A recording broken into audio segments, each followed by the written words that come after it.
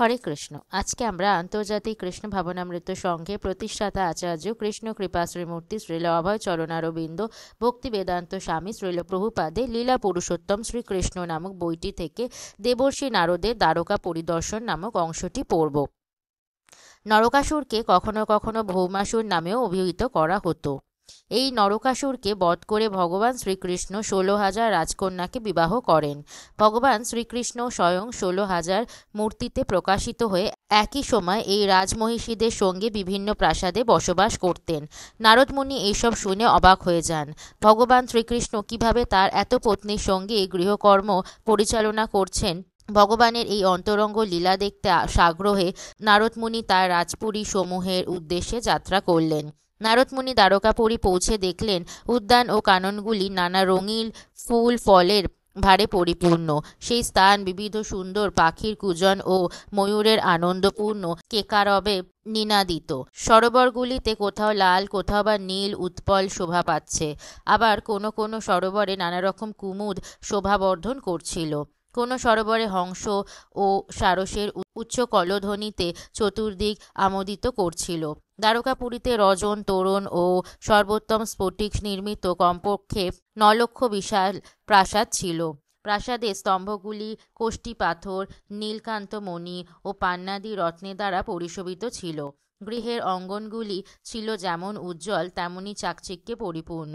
রাজপথ, জনপদ, পথে সংযোগস্থল, দোকানপাট সকলই সুন্দরভাবে শোভিত ছিল। স্থাপত্যশিল্পের সৌষ্ঠবে পূর্ণ নানা আবাসগৃহ, সভাগৃহ ও নানা রকম দেবালয়ে দ্বারকাপুরী ছিল সুশোভিত এবং এইভাবে দ্বারকা উজ্জ্বল নগরীতে পরিণত হয়েছিল। প্রশস্ত মার্গ, রাজপথ, জনপথ ও তাদের সংযোগস্থল ও নানা আবাস গৃহের প্রবেশপথগুলি সবই ছিল পবিত্র ও নির্মল। প্রত্যেক মার্গের উভয় পার্শ্বে লতাগুল্মে আচ্ছাদিত ছিল। নির্দিষ্ট দূরত্বে বড় বড় বৃক্ষ সকল প্রশস্ত রাস্তাকে ছায়ার দ্বারা আচ্ছাদন করত, ফলে প্রতীকরা বৃক্ষের স্নিগ্ধ ছায়ায় শান্তি লাভ করত। এই সুন্দর দ্বারকাপুরীতে পরমেশ্বর ভগবান শ্রীকৃষ্ণের অনেক আবাসিক প্রাসাদ ছিল।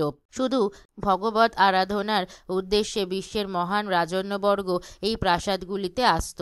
স্বর্গলোকে স্থপতি বিশ্বকর্মা স্বয়ং এই দ্বারকাপুরী নির্মাণ করেছিলেন এবং এই সুরম্য প্রাসাদগুলি নির্মাণে তিনি তার নৈপুণ্য ও উদ্ভাবনী দক্ষতার পরিচয় দিয়েছিলেন। এই আবাসিক প্রাসাদগুলি সংখ্যায় 16,000-এর অধিক ছিল এবং শ্রীকৃষ্ণের বিভিন্ন রানীরা প্রত্যেকে এক একটি প্রাসাদে বসবাস করতেন। মহামুনি নারদ একটি প্রাসাদে প্রবেশ করে দেখলেন গৃহের স্তম্ভ প্রবালে তৈরি এবং ছাদের ভিতর দিকটা রত্নময়। দেওয়াল ও স্তম্ভের মধ্যবর্তী তোরণগুলি ছিল নানা নীলকান্ত মণির শোভায় দীপ্তমান এবং বিশ্বকর্মা রচিত নানা মুক্তা মালায় অলঙ্কৃত চাঁদোয়া সকল প্রাসাদের সর্বত্র বিরাজমান ছিল। হাতির দাঁতে তৈরি সিংহাসন ও অন্যান্য স্বর্ণমণ্ডিত ও হীরাখচিত আসবাবপত্রগুলি এবং রত্নময় দ্বীপগুলি অন্তঃপুরের অন্ধকার দূর করছিল। এই অন্তঃপুরগুলি অগুরু ও ধূপের পবিত্র গন্ধে এতই পরিপূর্ণ ছিল যে তা বাতায়ন পথে বাইরে বেরিয়ে আসত। ধূপের ধোঁয়ায় বিমোহিত হয়ে সোপানে উপবিষ্ট ময়ূরেরা এগুলিকে মেঘ বলে মনে করত এবং আনন্দে নৃত্য করতে শুরু করত। এই অন্তঃপুরে বহু দাসী ছিল। তারা সকলে সুন্দর শাড়ি, স্বর্ণবালা ও স্বর্ণহারে অলঙ্কৃত থাকত। সেখানে সুন্দরভাবে আলখেল্লা পরিহিত, মণিকুণ্ডল ও উষ্ণীষ শোভিত অনেক দাসও ছিল। এইসব সুন্দর দাস দাসীরা সকলে বিভিন্ন গৃহকর্মে সর্বদাই নিযুক্ত ছিল। দেবর্ষি নারদ দেখলেন যে ভগবান শ্রীকৃষ্ণ ওই বিশেষ প্রাসাদের রাজমহিষী রুক্মিণী দেবীর সঙ্গে উপবিষ্ট রয়েছেন এবং রুক্মিণী দেবীর হাতে চামর রয়েছে। তার সমবয়স্কা সুন্দরী ও গুণসম্পন্না হাজার হাজার পরিচারিকা থাকা সত্ত্বেও রুক্মিণী দেবী স্বয়ং চামর দিয়ে শ্রীকৃষ্ণকে ব্যজন করছিলেন। শ্রীকৃষ্ণ হচ্ছেন পরমেশ্বর ভগবান এবং তিনি দেবর্ষি নারদের উপাস্য হলেও নারদ মুনিকে প্রাসাদে প্রবেশ করতে দেখা মাত্র সম্মান প্রদর্শনের উদ্দেশ্যে রুক্মিণী দেবীর পালঙ্ক থেকে অবতরণ করে উঠে দাঁড়ালেন।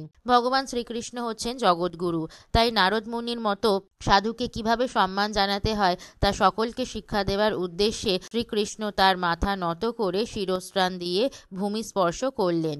শুধু অবনত হলেন তাই নয়, শ্রীকৃষ্ণ নারদ মুনির পদ স্পর্শ করে করজোড়ে তার আসনে উপবেশন করতে দেবর্ষিকে অনুরোধ করলেন। শ্রীকৃষ্ণ হচ্ছেন ভগবত আরাধ্য লীলা পুরুষোত্তম।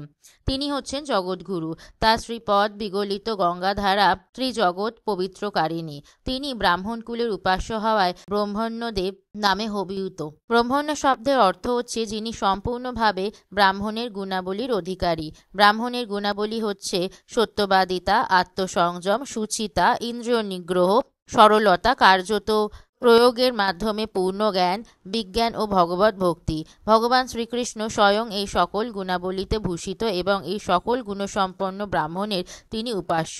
বিষ্ণু সহস্র নাম নামে ভগবান শ্রীকৃষ্ণের নামের হাজার হাজার লক্ষ লক্ষ স্তোত্র রয়েছে। তার দিব্য গুণাবলীর জন্য তিনি এই সকল নামে অভিহিত। ভগবান শ্রীকৃষ্ণ দ্বারকায় এক পূর্ণ নরলীলা বিলাস করেছিলেন। এই জন্য দেবর্ষি নারদের শ্রীচরণ ধুয়ে শ্রীকৃষ্ণ সেই জল মস্তকে সিঞ্চন করলে নারদমুনি শ্রীকৃষ্ণকে এই কার্যে নিষেধ করেননি। কারণ নারদমুনি জানতেন যে বৈষ্ণবকে সম্মান করবার পদ্ধতি সকলকে শিক্ষা দেওয়ার উদ্দেশ্যে ভগবান এই রকম কাজ করেছিলেন।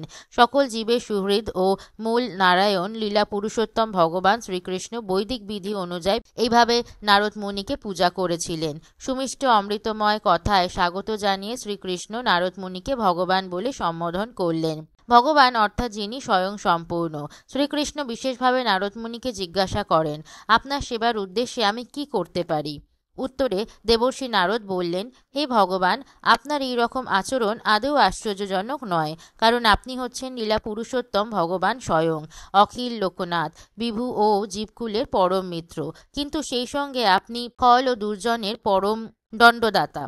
হে প্রভু, আমি জানি যে এই বিশ্বের প্রতিপালনের উদ্দেশ্যেই আপনি কৃপা করে ধরণীতে অবতরণ করেছেন।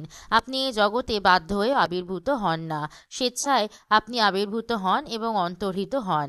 আমার পরম সৌভাগ্য যে আজ আমি আপনার চরণ কমলে দর্শন লাভ করতে সক্ষম হলাম। আপনার চরণপদ্মে আসক্ত ব্যক্তি গুণাতীত, নির্মল, শ্রেষ্ঠ শান্ত রসে উন্নীত হয়। হে প্রভু, আপনি অসীম, আপনার ঐশ্বর্য অপরিসীম। লোকপিতা ব্রহ্মা, দেবাদিদেব শিব আদি মহান দেবতারা তাদের হৃদয় মন্দিরে আপনার চরণযুগল স্থাপন করে আপনার ধ্যানে নিয়োজিত হওয়ার জন্য সর্বদাই ব্যাকুল। সংসারকূপে পতিত জীবকুল আপনার চরণকমল আশ্রয়ের মাধ্যমেই একমাত্র এই মায়ার বন্ধন থেকে উদ্ধার পেতে পারে।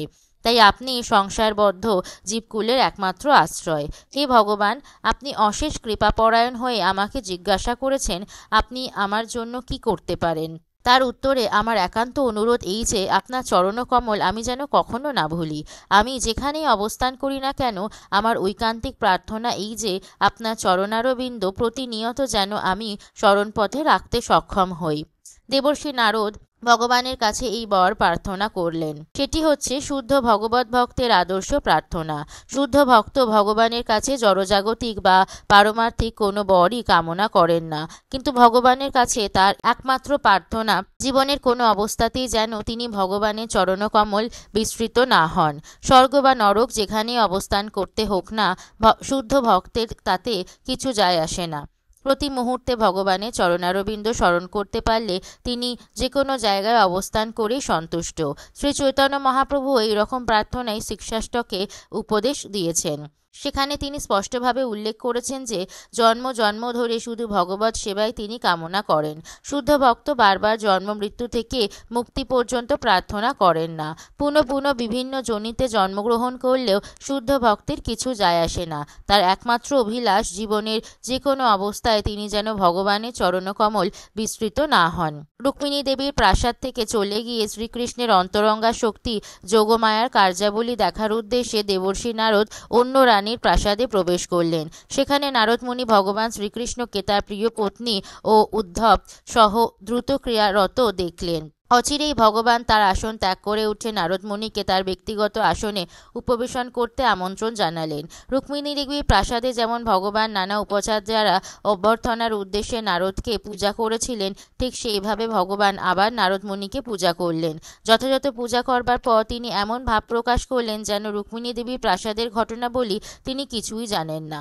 এই জন্য শ্রীকৃষ্ণ নারদকে বললেন, হে মুনিবর, আপনি যখন এখানে আসেন তখন আপনি আপনাতেই পূর্ণ। আমরা গৃহস্থ হলেও সর্বদাই অপূর্ণ। কারো সাহায্য আপনি কামনা করেন না, কারণ আপনি আত্মারাম। এই রকম পরিস্থিতিতে কি দিয়ে বা আমরা আপনাকে অভ্যর্থনা করতে পারি, আর আপনাকে কি বা আমরা নিবেদন করতে পারি? তবু হে মুনিবর, আপনি একজন ব্রাহ্মণ, ক্ষমতা অনুযায়ী আপনাকে কিছু দান করা আমাদের কর্তব্য। তাই কৃপা করে আমাদের আদেশ দিন, আপনার জন্য আমরা কি করতে পারি।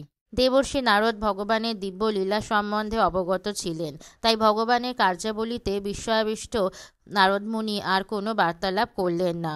নিঃশব্দে তিনি প্রাসাদ ত্যাগ করে চলে গেলেন। তারপর তিনি আরেকটি প্রাসাদে প্রবেশ করলেন। এই সময় নারদ মুনি শ্রীকৃষ্ণকে স্নেহময় পিতারূপে সন্তানদের আদর করতে দেখলেন। সেখান থেকে তিনি অন্য এক প্রাসাদে গিয়ে শ্রীকৃষ্ণকে স্নানের জন্য প্রস্তুত হতে দেখলেন। এইভাবে দেবর্ষি নারদ 16,000 মহিষীর প্রতিটি প্রাসাদে প্রবেশ করে প্রতিটিতে শ্রীকৃষ্ণকে বিভিন্নভাবে দেখলেন। প্রতিটি প্রাসাদে নারদমুনি গৃহস্থকৃত বৈদিক কাজকর্ম ও যজ্ঞে হোম আহুতি অর্পণে শ্রীকৃষ্ণকে নিয়োজিত দেখলেন। অন্য একটি প্রাসাদে নারদমুনি গৃহস্থদের অবশ্যকৃত পঞ্চযজ্ঞ অনুষ্ঠানে শ্রীকৃষ্ণকে ব্রতী দেখলেন। এই পঞ্চযজ্ঞ পঞ্চশূন্যা নামেও পরিচিত। প্রত্যেকে বিশেষভাবে গৃহস্থরা জ্ঞাতসারে বা অজ্ঞাতসারে 5 রকম পাপকর্ম অনুষ্ঠান করে থাকে। একটি কলস জলপূর্ণ করার সময় কলসস্থ জীবাণুগুলিকে আমরা হত্যা করি। ঠিক সেই রকম একটি পেষণ যন্ত্র ব্যবহার করবার সময় বা খাদ্য গ্রহণ করার সময় আমরা অসংখ্য জীবাণুকে বধ করি। অঙ্গনে মার্জন কার্যের সময় বা অগ্নিসংযোগে আমরা বহু জীবাণু হত্যা করি। রাস্তায় পদচারণের সময় আমরা বহু পিঁপড়ে ও কীটপতঙ্গকে হত্যা করি। জ্ঞাতসারেই হোক বা অজ্ঞাতসারেই হোক, সকল কার্যের মধ্যেই আমরা জীব হত্যা করছি। তাই এই রকম পাপকর্মের ফল থেকে মুক্তির উদ্দেশ্যে পঞ্চশূন্য যজ্ঞ অনুষ্ঠান করা প্রত্যেক গৃহস্থেরই দায়িত্ব ও কর্তব্য। একটি প্রাসাদে যাজ্ঞিক ব্রাহ্মণদের ভোজন করাতে শ্রীকৃষ্ণকে দেখা গেল।